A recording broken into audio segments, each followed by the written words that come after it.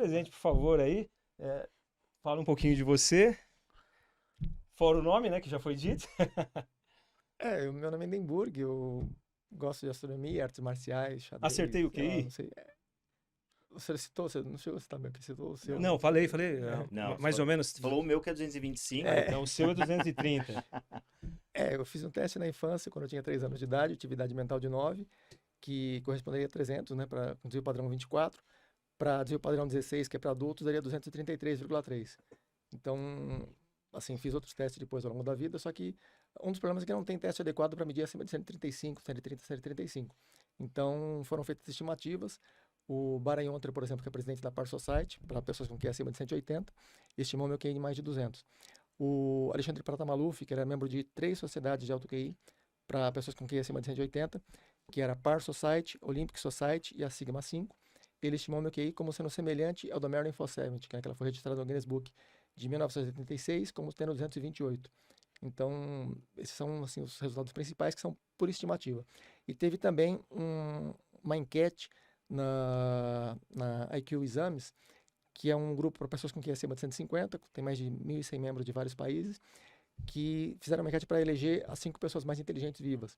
E uma pessoa da Suécia sugeriu meu nome e eu fui o segundo mais votado, né? Então, mas não teve um valor estimado para o QI. Não teve um teste para isso, foi por indicação? Foi por votação. Foram várias pessoas que conhecem bem o assunto, né? Entendi. E tentaram estimar quem eles consideravam. O Terence Tao, por exemplo, teve uma votação abaixo da minha. O Kasparov ficou abaixo da minha. Então, o Chris Langa, né? O Christopher Hirata, várias pessoas, autoridades, assim, ficaram um pouco atrás da minha votação. Só que votação é subjetiva, né? Também tem isso também. Você ficou ali em que posição? Eu fiquei em segundo. Segundo. Acabaram esquecendo da gente, né? É que eu não tava competitivo, tava de férias. Assim. Muito bom. Legal. Léo, Gente, se apresenta um pouquinho aí. Isso, Léo, fala um pouquinho aqui. Opa, baixar aqui um pouco o microfone. Bom, Bom, primeiro deixa eu agradecer aqui também o convite. Hoje tô de co-host aqui, geralmente tô de convidado, hoje tô de co-host. Então espero... E hoje eu sou o QI mais baixo aqui hoje, porque é 220, 225, 230. Quando eu fiz meu teste de QI, eu tinha 20 anos, deu 156, o mais baixo aqui sou eu. Então eu sou o QI mais baixo da mesa hoje. 156 é alto, bem né? alto. Chamamos do reforço errado, hein, Rogério? Me chamaram o QI mais baixo da mesa aqui. Mas obrigado pelo convite. Posso começar Você fazer tá aqui pra fazer uma isso. pergunta? Você tá aqui pra isso. Você que manda. Eu tava vendo aqui o Teoli. Primeiro, prazer estar aqui com você, viu? Prazer é meu, prazer é meu. Mesmo. Já me falaram bastante de você, eu queria te conhecer. O pessoal pede também, 2 pessoas que estavam pedindo muito pra debater. Um é você e outro é o Renato 38. Poxa. Renato 38, quando o pessoal fala de mim pra ele tá fugindo, hein, ô, Renato? Vamos marcar O quê? Brincadeira. Eu vi esse livro, assim, bem interessante aqui, o seu livro. Eu não consegui ler ainda porque me mandaram ontem. Guia dos Apodícticos. Apodíctico vem do grego, né? Eu não sei como que você usa isso, porque você usa o termo aqui para pessoas, mas, se eu não me engano, quando você tinha uma tese irrefutável, os gregos usavam esse termo, né, para isso. O adjetivo tem o mesmo significado, praticamente igual. Legal. Então, já que a gente pode fazer uma tese irrefutável, aqui eu queria te fazer uma pergunta bem simples, bem do cotidiano, algo que vai impactar na vida dos brasileiros aqui, né? A gente tá começando o ano, né, 2025, e a gente tá com o salário mínimo novo, era 1.412, foi para 1.520, né? Um negócio assim. Alguma coisa então assim. o pessoal tá feliz, que o salário aumentou e tal, tá todo mundo feliz. E as pessoas estão indo fazer compras e não estão conseguindo comprar nada, né, com esse salário. Aí eu queria te fazer uma pergunta, porque nosso salário, em real, ele foi que era em 2024, início de 2024, era 1.412, ele foi para 1.520. Mas em dólar, ele era perto de R$300 no início de 2024. E ele foi para baixo de perto de $300, perdão. E ele agora foi para baixo de 250. Em dólar, a gente perdeu aproximadamente $50 de poder de compra. Aí eu quero te perguntar, o salário mínimo do brasileiro, ele aumentou ou diminuiu esse ano? Isso sem contar a inflação nos Estados Unidos, né? Que de mais ou menos uns Perfeito. 2,5% ao ano. Então, além da diminuição em dólar, tem a diminuição em função da inflação nos Estados Unidos, que comeu um pouquinho mais isso. Então, assim, houve uma diminuição, né? Não tem muito o que O salário mínimo discutir em relação a diminuiu, isso. então. Nosso presidente diminuiu o salário mínimo. Não sei se ele diminuiu, nem gostaria muito de levar muito para o lado de ficar discutindo sobre questões políticas, não é bem minha área, mas, Sim. assim, não, é um fato concreto, houve uma diminuição. Tem casos, por exemplo, que eles pegam o preço de gasolina e comparam preço em reais da gasolina e pega um período de 10 anos, 15 anos, Sim, quer dizer, sim. você tem uma flutuação gigantesca em função da inflação, em função se dolarizar também, porque tem outra coisa, se você considera, por exemplo, a inflação dos Estados Unidos de valor em dólar, e você considera a inflação no Brasil e o preço em reais, você não tem curvas que se conservam pareadas, elas vão flutuar um pouquinho também em relação a outra, né? Você não tem resultados idênticos.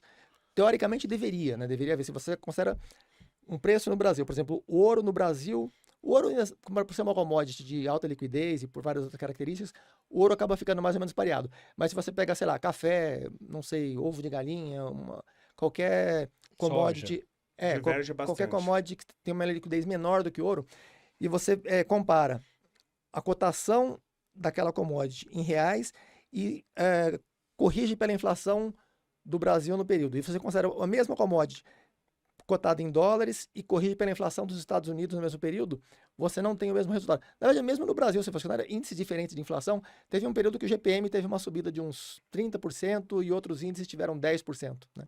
Então, nem todos os índices também se pareiam, embora a longuíssimo prazo, você pega 100 anos, 50 anos, eles se mantêm muito bem pareados. E também, se você compara de países diferentes e as cotações dos diferentes países, eles acabam meio que se equilibrando, né? E tem aquela questão que o Moedo fala frequentemente, que a inflação deveria ser medida pelo M1, pelo M2, né, e não pelos índices que eles fazem empiricamente. E é uma outra questão complexa. Eu já respondi num outro canal sobre esse assunto, não sei se deveria tratar desse assunto também, mas acho que o Homero está parcialmente certo, está em grande parte certo em relação a isso. Realmente, a inflação ela é mais bem avaliada pela quantidade de cédulas e de dinheiro em geral que você tem Pelo aumento da base monetária, disponível, né? sim, do que pelas medidas empíricas, embora esse índice não se reflete imediatamente nos preços. Então, se você meta, por exemplo, dobrou o M1, você não vai ter aumento imediato da curva, inflação né? naquela mesma proporção. Você vai levar um tempo até que o mercado absorva aquilo e comece a movimentar, e aí sim você vai ter um aumento. Então, nesse ponto, o argumento dele não se aplica por completo. Mas a ideia realmente é apropriada, inclusive porque, quando você considera o aumento da base monetária, você já está descontando vários outros efeitos que não são medidos pelo IPC, pelo IPCA, por outros índices, porque eles não consideram que você está aumentando a tecnologia, está desenvolvendo a tecnologia e está barateando todos os produtos, né? Então, assim, em termos absolutos, para você produzir boi gordo, para você produzir frango, para você produzir soja, qualquer produto que você gere, é mais fácil de gerar atualmente do que 100 anos ou 50 anos atrás. Então, é mais barata a produção em termos intrínsecos, né? E, consequentemente, isso deveria ser levado em consideração. E os índices de inflação, IPC, IPCA, etc., eles não consideram isso. Já o aumento da base monetária, de forma indireta, ele acaba considerando. Então, tem esse ponto positivo, mas tem essa desvantagem que ele não é imediato. Quando você aumenta a base monetária, você aumenta hoje 100%, ela não vai impactar a economia em 100% exatamente hoje. Ela vai, ao longo do tempo, à medida que as pessoas vão colocando aquele dinheiro em circulação e vai sendo utilizado para operações, que ele vai produzir uma inflação que aí sim vai ser medida empiricamente. Só que essa medida empírica realmente ela está um pouco contaminada, mas não chega aos 20% ao mês que ele costuma falar, né? 20, 23 que ele fala, né? Sim. A gente não deveria, inclusive, usar esses fatores, igual você falou. A questão da inflação não está levando em consideração, por exemplo, o aumento de tecnologia que deveria baratear os preços. Então a gente não deveria. Você tem coisas do Brasil, vamos esquecer esses últimos anos que a gente teve pandemia e o efeito Lula aí que aumentou o preço de tudo, efeito imposto de Haddad. Mas a gente tem coisas que tradicionalmente são baratas no Brasil, como por exemplo alimentos, e a gente pode associar. Frutas, né? Frutas, você vai numa feira, por exemplo, tirando agora, nunca foi caro fazer feira no Brasil. Se bem que fruta qualidade de exportação, você compra mais barato fruta brasileira no exterior E do que muito dentro melhor? do Brasil. Qualidade. As mesmas do Brasil que são exportadas, você compra mais barato no exterior do que no Brasil. Parece que você tem que importar de volta, não sei como é que funciona o processo, Sim. mas você acaba pagando mais barato frutas brasileiras de boa qualidade no exterior do que dentro do Brasil, né? Sim, mas, por exemplo, o fato de frutas, por exemplo, comida no geral, mas vamos pegar a parte de frutas, tal, ser relativamente barato no Brasil e outras coisas como tecnologia, tal, não mostra isso, não deixa evidente para o cidadão o que o Brasil está investindo, não, porque o agronegócio, ele cresce muito no Brasil, por exemplo, a pecuária, por exemplo, cresce muito no Brasil. Então isso barateia certos produtos e a gente não tem investimento em nenhuma indústria. Então a gente deveria, inclusive, usar um índice do impacto do preço, o impacto da tecnologia, o preço da tecnologia, o preço de comida, ter um índice para a gente poder, como política pública, olhar para onde eu tenho que investir no Brasil. Porque essa questão, porque o Brasil, por exemplo, não tem como investir em ciência porque não tem produção científica no Brasil, nem seria investimento, é doação, na verdade, né? Eles falam que o Brasil não investe em ciência. se fosse realmente um investimento, os empresários, eles teriam interesse em investir para ter lucro. É óbvio. Claro. Se você vai investir, por exemplo, numa universidade que vai produzir tecnologias de ponta, que vão concorrer com tecnologias dos Estados Unidos, da China, de outros países, e eles vão ganhar com isso 20% ao ano, 15% ao ano, eles vão ter interesse. Não precisa nem que o governo invista. Agora, o problema é que é doação nem perder, tipo assim, doação com expectativa nenhuma de retorno. E a gente E o acha que Brasil no não Brasil produz. tecnologia é só microprocessadores, por exemplo. Porque, por exemplo, vários países, eles encontram áreas de vocação. Vamos pegar a Itália, por exemplo. Qualquer lugar que você vai, tá mudando um pouquinho, mas qualquer lugar que você vai tomar um café, a máquina de café é italiana. A Itália se especializou, por exemplo, em máquinas de café, por exemplo. Quase tudo de alta tecnologia. A Itália é top de linha em quase tudo, né? Carros Itália, italianos. Alemanha, né? Mas Sim. não tanto por tecnologia, mas por design. A Itália ela ganha muito por design, por isso que vende muitos Acho que óculos. em vários quesitos, né? Quase todos os quesitos, assim, eles saem muito bem, né? Sim. Eles Mas são... a questão da indústria, hoje em dia, é uma questão mundial, né? Até porque a China está dominando tudo. Eu acho que o Brasil não seria o único país que está muito atrás, né? Claro que deve ser um dos maiores. Mas se tava ruim pra quem tava na frente, Mas imagina pra gente que tá É. atrás.